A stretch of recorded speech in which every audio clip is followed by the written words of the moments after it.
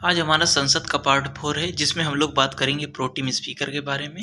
क्योंकि हमने last video जो कि 3rd नंबर था जिसमें हम लोगों ने बात की थी कि संसद के पदाधिकारियों के बारे में, उसमें ये भी एक प्रोटीम स्पीकर का भी पद आता है जिसके बारे में हम लोगों ने बात नहीं कर पाए थे। तो आज हम उसके बारे में बात करते हैं और आप वीडियो को आगे बढ़ाते हैं। तो ये हमारा वीडियो नंबर 4 है, स्टार्ट करते हैं। प्रोटेम स्पीकर की नियुक्ति राष्ट्रपति के द्वारा की जाती है, ठीक है। राष्ट्रपति के द्वारा नवनिर्वाचित सदस्यों में से ऐसे सदस्य से की जाती है जो सदन में सबसे वरिष्ठ हो, अर्थात लगातार सबसे अधिक बार संसद का सदस्य रहा हो या सबसे अधिक बार निर्वाचित हुआ हो। प्रोटेम स्पीकर का तात्पर्य अस्थायी समय के लिए होता है, मतलब प्रोटेम स्पीकर का जो कार्यकाल होता है वह अस्थायी समय के लिए होता है। प्रोटेम राष्ट्रपति के द्वारा प्रोटेम स्पीकर को शपथ दिलाया जाता है। प्रोटेम स्पीकर के निम्नलिखित 2 भूमिकाएं होती हैं। तो ये आप चीज़ जानना याद रखें, लेकिन इनकी दो भूमिकाएं हैं, ये दोनों याद रखें। नवनिर्वाचित सदस्यों को शपथ दिलाना, मतलब कि प्रोटेम स्पीकर जो नियुक्त होता है, कैसे नियुक्त होगा, जिसकी सबसे लोक नवनिर्वाचित लोकसभा में जिसकी सबसे ज़्यादा बुजुर्ग हो, मतलब कि जो सबसे ज़्यादा बार लोकसभा में आ चुका हो। और कैसे, लगातार, ये नहीं कि 8 बार आया हो और बीच में 1 बार नहीं आया है।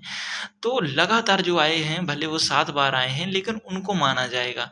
उनको मतलब ज़्यादा वरीयता दी जाएगी और उनको प्रोटेम स्पीकर नियुक्त किया जाएगा। कौन नियुक्त करेंगे? प्रेसिडेंट नियुक्त करेंगे। इनकी 2 भूमिकाएं हैं प्रोटेम स्पीकर की। कौन-कौन सी है? एक नवनिर्वाचित जो सांसद आते हैं, सदस्य आते हैं, उनको शपथ दिलाना। दूसरा है कि लोकसभा अध्यक्ष का निर्वाचन करना, क्योंकि अभी तक वही लोकसभा के स्पीकर पर बैठे थे। तो अब ये हट जाएंगे तो इनकी जगह हमारे स्पीकर साहब आए बैठेंगे, तो स्पीकर की नियुक्ति करके जाते हैं। लोकसभा अध्यक्ष का निर्वाचन करना, 2 काम होते हैं। उपर्युक्त दोनों भूमिकाओं के निर्वहन के उपरांत प्रोटेम स्पीकर लोकसभा का एक आम सदस्य की भांति बन जाता है, ठीक है।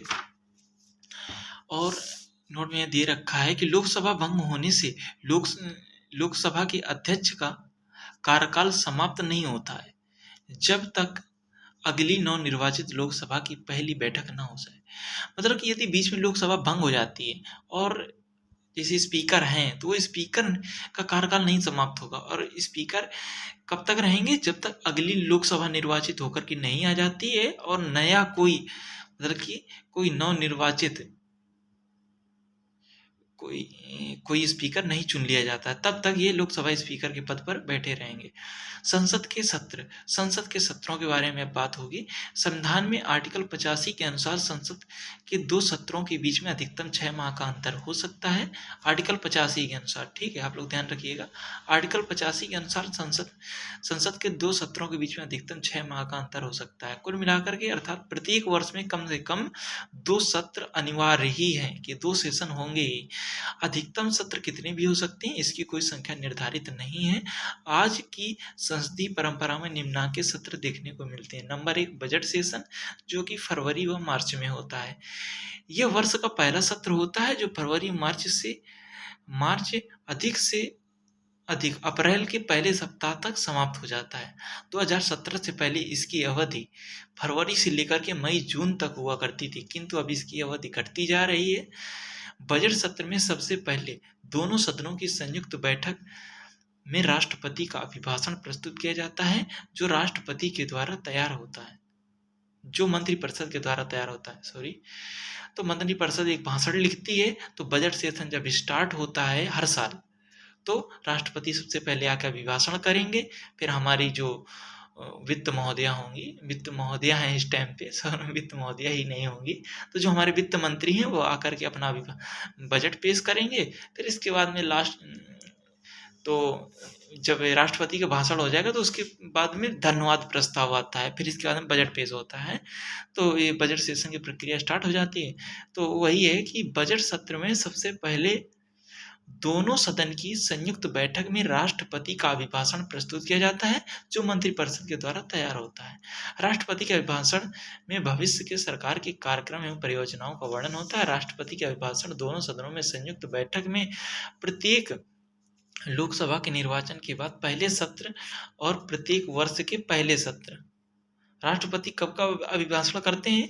एक होता है जब नई लोकसभा बनेगी, तो उसके बाद जो सेशन आएगा, जैसे मानसून सेशन आएगा, जून तक सरकार बन जाएगी, अप्रैल तक निर्णय आके सरकार बनती है, तो मानसून सेशन में राष्ट्रपति अभिभाषण करेंगे पहली बार केवल जब नई नई बनी होगी लोकसभा तब अभिभाषण करेंगे, और प्रत्येक साल पहला सेशन जो बजट सेशन होगा तो उसमें अभिभाषण करेंगे।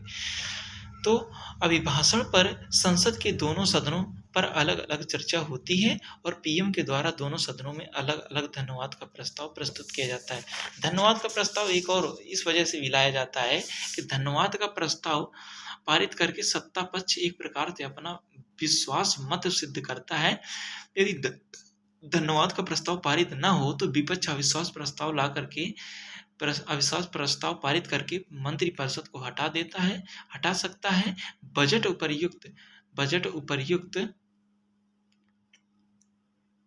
के अलावा बजट पारित करने एवं अन्य कानून पारित करने का कार्य संपन्न किया जाता है। ठीक है, तो बजट सेशन में मुख्यतः जो काम होता है बजट ही पारित करने का होता है। कानून भी पारित कर सकते हैं यदि बहुत इमरजेंसी होती है। कानून के लिए ये मानसून सेशन व शीतकालीन सेशन दिए होते हैं। मानसून सेशन जैसे कि मैंने बताया जुलाई व अगस्त में आता है। इस सत्र में जुलाई व अगस्त में सामान्यतः कानून और विधान पारित करने पर बल दिया जाता है। इसमें कोई अभिभाषण नहीं होता है। शीतकालीन सेशन जो नवंबर दिसंबर में आता है, साल के लास्ट में आता है, इसमें भी नवंबर व दिसंबर के महीने में सिर्फ विधान पारित करने पर कार्य संपन्न किए जाते हैं। लेमडेक सत्र क्या होता है? लेमडेक सत्र यह होता है जब लोकसभा भंग होने वाली होती है, मतलब कि लोकसभा या विधानमंडल का जब लास्ट सेशन होता है, जो जैसे कि मतलब कि अब ये लास्ट सेशन है बजट सेशन, अब इसके बाद में चुनाव होंगे, फिर नई सरकार बनेगी, तो लास्ट जो सेशन होता है उसको लेमडेक सत्र कहते हैं। ऐसा सत्र जो लोकसभा तथा विधानसभाओं का एक प्रकार से क्लियर नहीं हो रहा होगा, एक प्रकार से आखिरी सत्र हो, जिसके बाद सदन को भंग किया जाना है, वो उसे लेमडेक सत्र कहते हैं। तथा ऐसा सदस्य जिसके चुनाव में जीतने की संभावनाएं ना के बराबर होती हैं उसे लेमडेक कहा जाता है।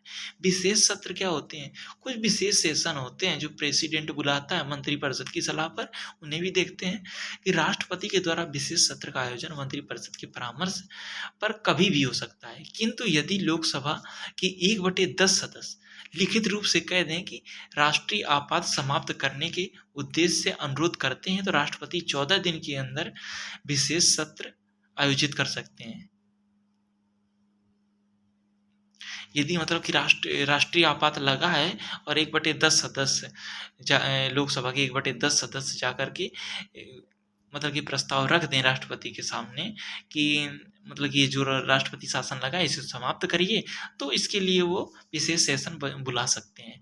मैंने इसके बारे में बात लास्ट वीडियो में भी की थी, परिसीमन प्रोरेटा के बारे में, क्योंकि इससे ये होता है, ये लाया गया है कि जो हमारा उत्तर दक्षिण विवाद है या हिंदी वर्सेस तमिल का जो विवाद आ रहा है अभी वर्तमान में, जो काफ़ी तेजी पकड़ा है, तो इसके लिए ये किया गया है क्योंकि परिसीमन 27 में होने वाला है और उम्मीद है काफ़ी हद तक इसमें विवाद की, तो इसीलिए ये किया गया। डिलिमिटेशन एंड प्रोरेटा के नाम से इसे जानते हैं। परिसीमन के संदर्भ में चर्चित उत्तर दक्षिण का विवाद हो वो प्रोरेटा की संकल्पना अपनाने में काफ़ी हद तक समाप्त हो सकता है। कैसे? कि प्रोरेटा के अंतर्गत किसी प्रांत की जनसंख्या जिस अनुपात में अभिवृद्धि हुई है उसी अनुपात में सीटों की वृद्धि कर लिया जाता है। मतलब कि प्रोरेटा का मतलब यह है कि आपकी जनसंख्या जिस हिसाब से बढ़ी है तो उस हिसाब से आपको सीटें मिल जाएंगी। ठीक है, और क्योंकि अक्सर दक्षिणी राज्य कहते हैं कि हमारे पास जनसंख्या उतनी स्तर से नहीं बढ़ रही है जितने स्तर से उत्तरी राज्यों की बढ़ रही है, तो सही बात है। तो उसके लिए तो ये प्रोरेटा लाया गया है कि जिस स्तर पर जिस राज्य की जनसंख्या बढ़ी उसी स्तर पर वहाँ पर संसदीय व्यवस्थाएं भी उसी हिसाब से वहाँ पर संसदीय सीटें भी बढ़ेंगी। तो यूपी में जैसे कि 80 लोकसभा सीटें हैं, जितने प्रतिशत जनसंख्या में वृद्धि हुई है उतना ही सीटों की संख्या में वृद्धि की जाती है। ऐसी व्यवस्था को अपनाने कि विवाद कम करने की संभावनाएं होंगी, किंतु इसका निर्णय परिसीमन आयोग के द्वारा किया जाता है। परिसीमन आयोग इनका निर्णय करेगी। तो अब है संसद के विशेष अधिकार, जिसको हम नेक्स्ट वीडियो में देखते हैं क्योंकि काफ़ी लंबा सेशन हो जाता है, जिसको हम नेक्स्ट वीडियो में देखते हैं। ठीक है, धन्यवाद।